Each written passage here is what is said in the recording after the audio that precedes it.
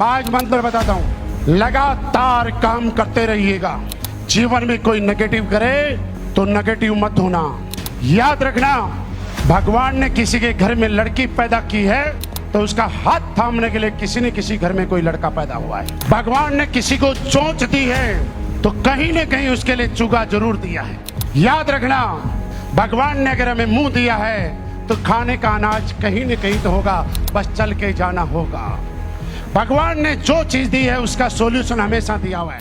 अगर एसएलपीएस वेलनेस में आपकी आईडी यू पे लगी है तो आपको डायमंड बनाने वाले और ब्रांड एम्बेसडर बनाने वाले लोग पैदा हो चुके हैं। सब तराशना है और ये बिजनेस वैसे ही है जैसे ताश के पत्तों का गेम है। ताश खेली होगी ना बचपन में सब लोगों ने।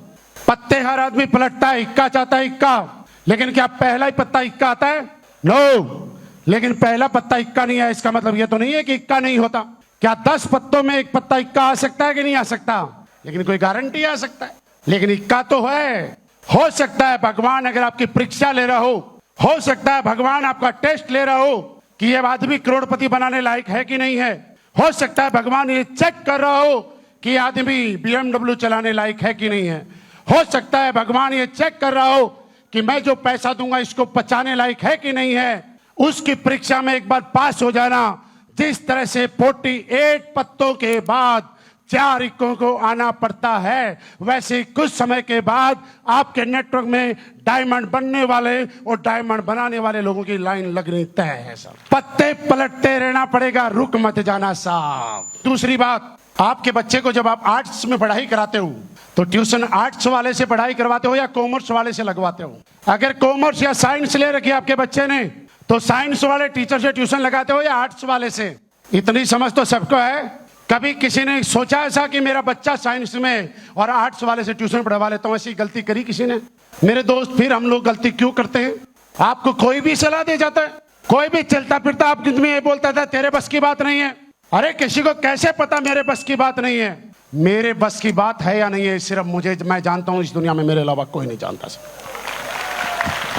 कैसे पता किसी तीसरे आदमी को मेरे बस की बात है कि नहीं है? कैसे पता किसी तीसरे आदमी को कि मैं कर सकता हूं कि नहीं कर सकता? और आप किसी की भी बात मान लेते हो।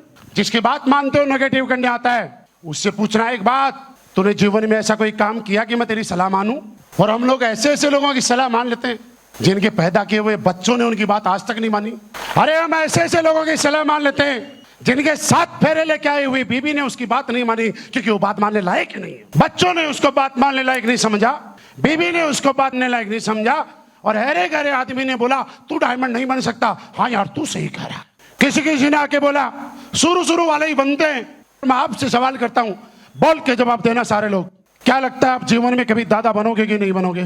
दादा बनने की सही उम्र क्या है? कितने साल की उम्र में दादा बनोगे?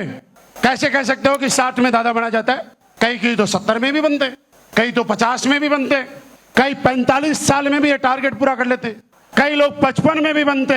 आप मुझे बताइए, दादा बनने की कोई फिक्स उम्र है क्या? नहीं है ना। लेकिन ये फिक्स है कि नहीं है कि जो आदमी इस धरती पे आया है वो अगर सामाजिक नियमों के अनुसार चलेगा और एक एक प्रोसेस को फॉलो करेगा, बच्चों की शादियां करता रहेगा, तो आने वाले टाइम में दादा बनेगा कि नहीं बनेगा? फिर तो बोल दो दादा को।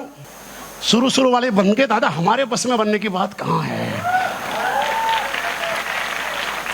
जब वहां नेगेटिव नहीं हुए, अरे मेरे दोस्त अपने अपलाइन को देख के हम कैसे बोल देते हैं कि सर गुरुजी आप तो डायमंड बन गए, लगता है हमारे बस की बात नहीं है।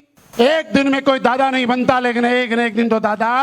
तो दोस्त ये भी कन्फर्म है, WPL में जो आएगा आईडी लगाएगा, यहाँ के सिस्टम के अनुसार चलेगा, वो डायमंड तो